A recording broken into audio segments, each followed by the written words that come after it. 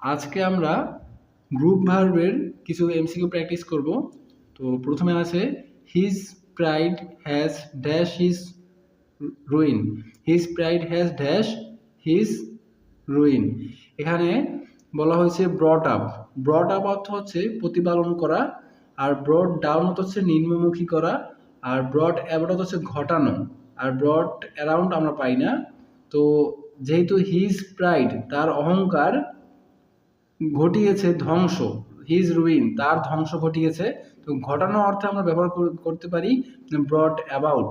যেহেতু brought up অর্থ প্রতিপালন করা, যা এখানে অর্থের সাথে সঙ্গতিপূর্ণ নয়, ব্রট ডাউন নিম্নমুখী করা এবং ব্রট অ্যাবাউট অর্থ হচ্ছে ঘটানো, তো তার অহংকার তার পতন ঘটিয়েছে। ঘটিয়েছে অর্থে আমরা ব্রট অ্যাবাউট ব্যবহার করতে পারি। The phrasal verb bring of means rescue. তারপর হচ্ছে working under pressure always brings dash the best in him. Brings out অর্থ হচ্ছে প্রকাশ করা বা নিয়ে আসা, তো brings under pressure always brings out the best in him, এটা হচ্ছে। তারপর ব্রিংস আপ, আমরা জানি ব্রিংস আপ অর্থ হচ্ছে প্রতিপালন করা, যা এখানে অর্থের সাথে সঙ্গতিপূর্ণ নয়।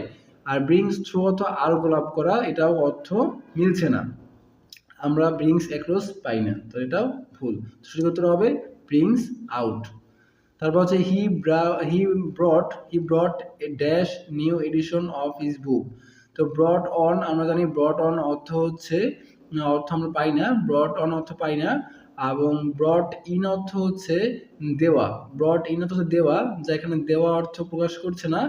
ব্রট আউট অর্থ হচ্ছে প্রকাশ করা, যা তা প্রকাশ করার অর্থ he brought out a new edition of his book, এটা আমাদের অর্থ মিলছে, এবং ব্রড টু আমরা অর্থ পাই না।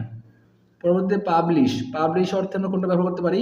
আমরা জানি ব্রিং অ্যাবাউট অর্থ হচ্ছে ঘটানো, এবং ব্রিং ফোর্থ অর্থ উৎপাদন করা, আর ব্রিং আউট অর্থ হচ্ছে প্রকাশ করা, এবং ব্রিং আপ অর্থ প্রতিপালন করা। এতে কোনটাই মিলছে না, শুধু একটি মাত্র ব্রিং আউট অর্থ হচ্ছে প্রকাশ করা অর্থে ব্যবহার করতে পারি আমরা।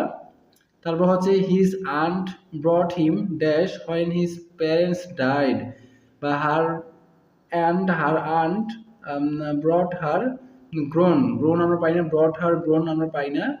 ব্রট আপ অর্থ প্রতিপালন করা, তো এটা উত্তর হবে আমাদের ব্রট আপ।